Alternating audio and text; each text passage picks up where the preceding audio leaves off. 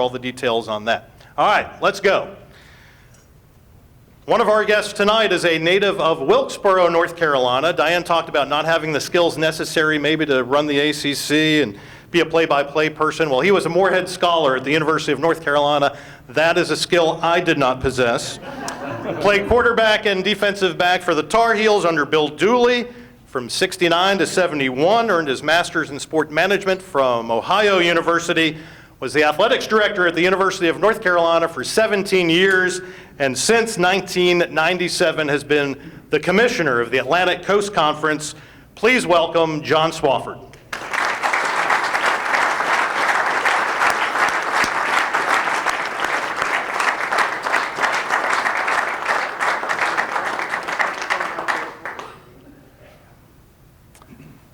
He's used to being grilled, but the guy who I'm introducing next is an all-time griller. Son of the legendary Woody Durham, legendary voice of the Tar Heels, an Elon University 1988 graduate, now serves as one of the television voices of ACC football and basketball for Raycom and Fox Sports Net, also the radio play-by-play voice of the Atlanta Falcons. Along with Mark Packer, now hosts a morning show dedicated to ACC sports on the Sirius XM channel, which is 371. Don't forget to tune that in tomorrow morning. And he's been an NSMA board member for several years. Please welcome my good friend, Wes Durham.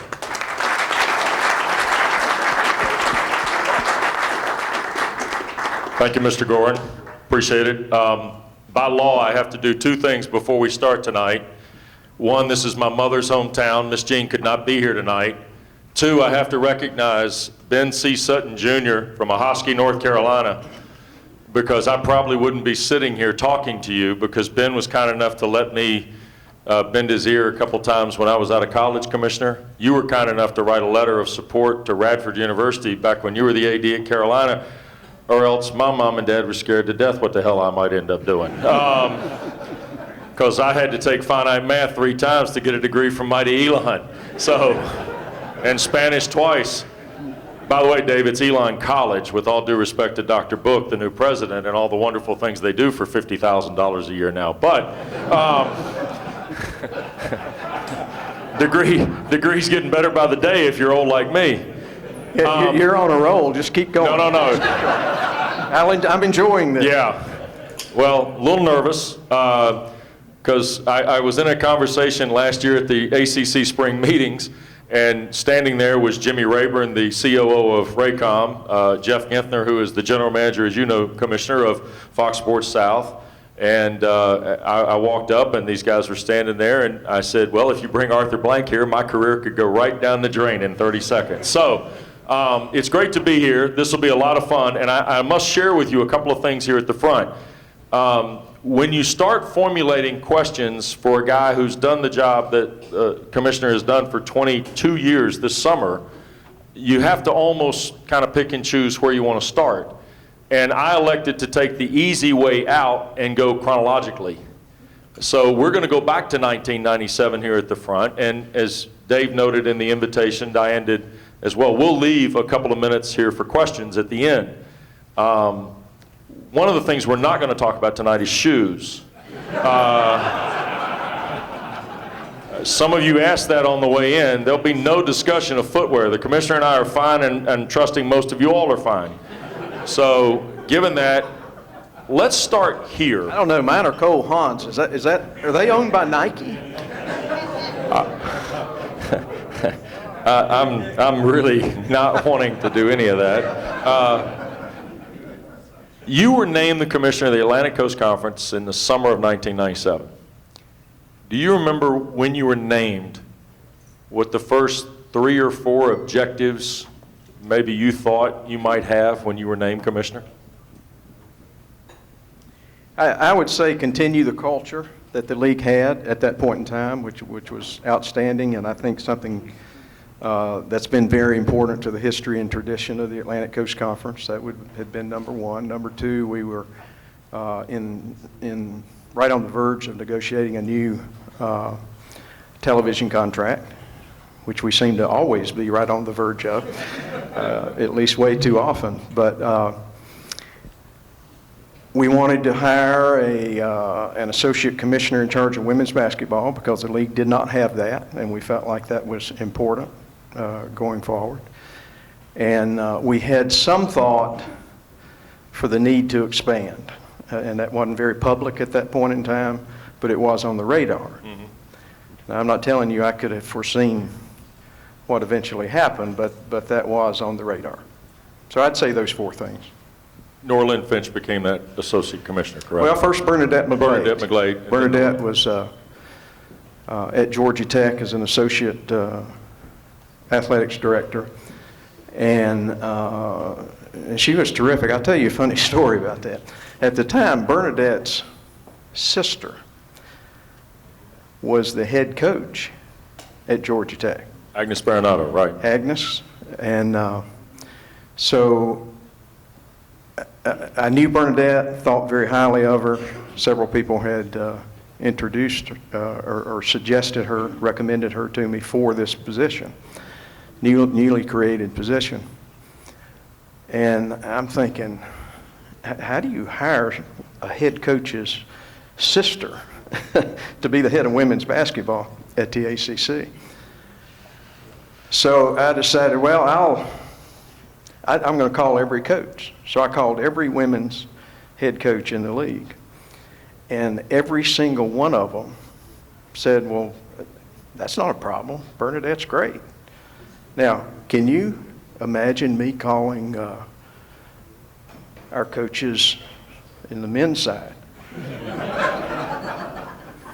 I'm thinking about hiring Mike Krzyzewski's brother to run basketball in the ACC, or Roy Williams' brother to run basketball in the ACC. I don't think I'd get the same reaction. I somehow don't think that'd work. You mentioned culture. You were one of the, if not the only, because I went back and tried to find this out about each of the other 4 Power 5 commissioners. And I think you're the only one born in the footprint, educated in the footprint, played a sport in the conference footprint, worked at a previous institution in the footprint, University of Virginia, where you worked for Gene Corrigan. You understood culture probably as well as anybody who was ever going to be the commissioner of the Atlantic Coast Conference.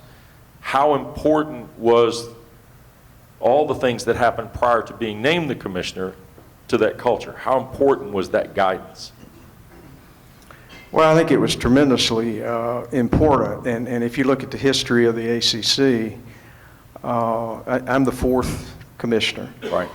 The 3 before me, all one way or another came from ACC schools. Not necessarily directly, but had a history with ACC schools. Jim Weaver came directly from the athletics director's chair at Wake Forest, and he was the first commissioner of the ACC in 1953. Bob James came from the commissioner's job at the Mid-American Conference, but Bob was a Maryland graduate and had worked at Maryland prior to going to the Mid-American Conference. Gene Corrigan was a Duke graduate who was the AD at Virginia and gave me my first job in athletics out of graduate school, and then left Virginia and went to Notre Dame. We brought him from Notre Dame to the ACC. So all of the commissioners in the league had previous experiences within the league. So there was a history there with that. You mentioned expansion, that it was somewhere on the radar when you got the job in '97. 2003, it started to become reality. In fact, there was a June night in 2003 when essentially the white smoke went up from Greensboro, and 3 schools were coming in this league. The move from 9 to 12, though, was that, and still to this day, one of the toughest things to bring everybody together on? Was 9 to 12 a lot harder than 12 to 15? Yes, it definitely was. And that period is probably in my tenure, the most challenging, most difficult. Fortunately, it happened. When we brought Florida State into the league in 1991, a number of people wanted to bring Miami with Florida State at that point in time, but the votes were not there, and it was not unanimous to bring Florida State into the league at that point in time, but there were enough votes to do so by a very slim margin. When we decided, and we'd been discussing expansion seriously since 2000, very quietly, doing our due diligence, talking with different schools, doing analysis of various schools. So, we knew the landscape. That was a very thorough and thoughtful discussion that literally took years. And then things broke publicly, and it was a challenge without question, and it was not unanimous. And then we had some political involvement from the state of Virginia that while we didn't necessarily welcome political involvement with something like that, it actually proved to be helpful in the long run. And so there were enough votes to bring in those 3 additional schools and go from 9 to 12. We actually went from 9 to 11 for 1 year. And then Boston College came in the next year to take us to 12. Are we wrong if we were to look back on it now, 15 years-ish, are we wrong to think it was a football-centric move? Well, I think at the time what we wanted, I don't think you're wrong. I think that's only part of the answer, though, because you don't expand for one sport. But we were going through a period, and college athletics was going through a period, where the business aspects of college athletics was transitioning more and more toward football driving revenue dollars. And if you can't compete on the revenue side in major college athletics, your schools are going to have a very difficult time competing nationally. And so we felt like that we had to grow in order to have the footprint that we needed, to have the television sets in our footprint that we needed, and we needed to get better in the sport of football, because we were from a business standpoint and optically very much a basketball-centric league. And the business of college sports was changing. And what we were trying to do was expand our marketplace, give us more power, if you will, in the marketplace with a larger footprint, more television sets, enhance our football without damaging our basketball.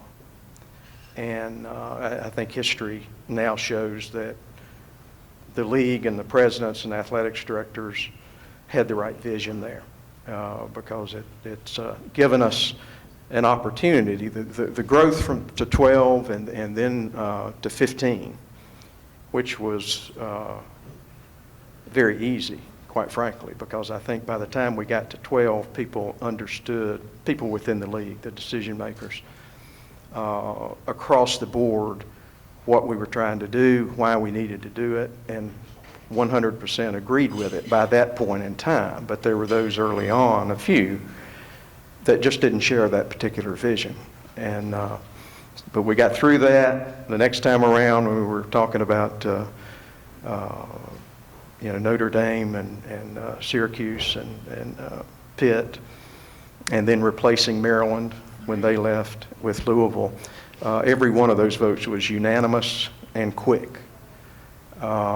And that's so where we are today through those expansions.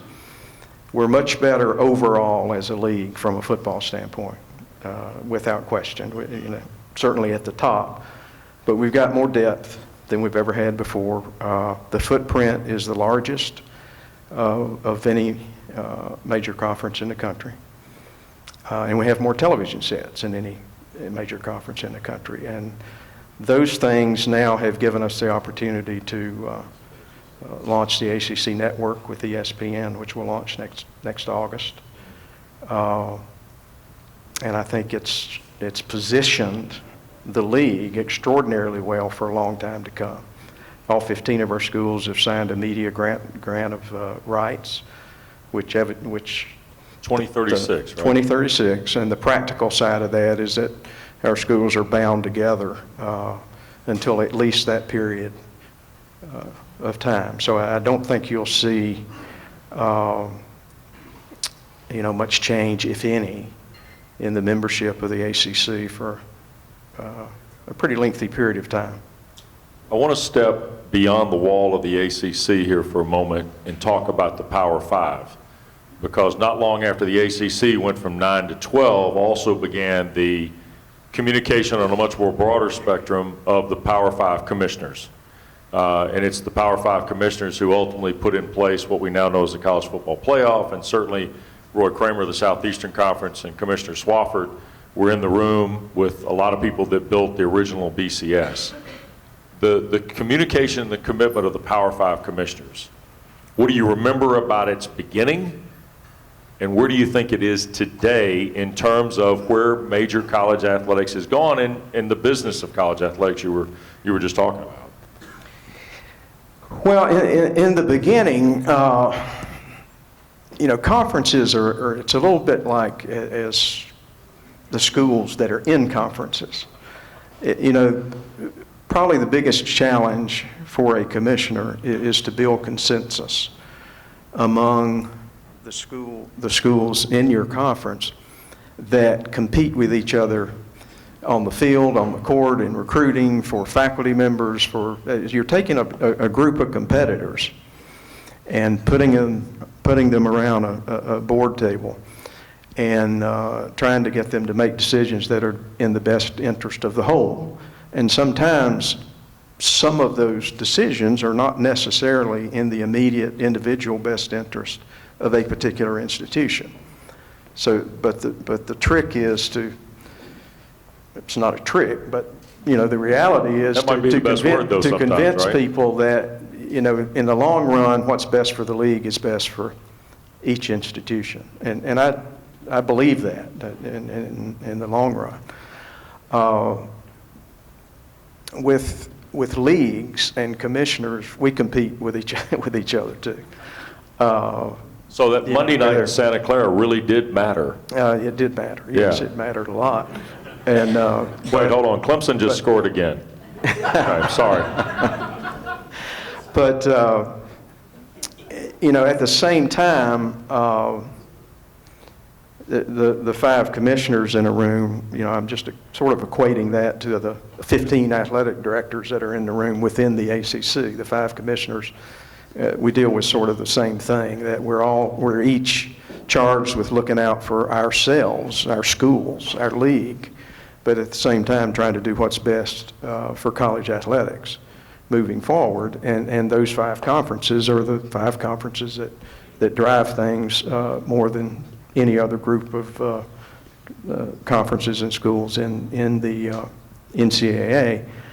And a few years ago, we were able to change, and Nathan Hatch at Wake Forest actually was president of the NCAA at the time and was helpful with this. Change the structure some in the NCAA so that the five conferences now have some autonomy to make rules about certain things on our own. And we had never had that autonomy before. And that was a critical step because, quite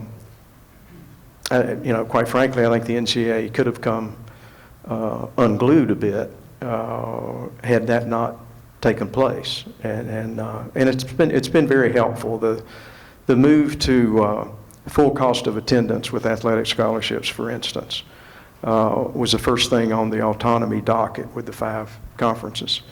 And that was important. And without autonomy in the five autonomy conferences, having the opportunity to vote on that ourselves and do what we wanted to do for ourselves, it would never have happened in the previous structure. And I think that would have been the wrong thing. So you know, sometimes you have to do A before you can do B. It's a little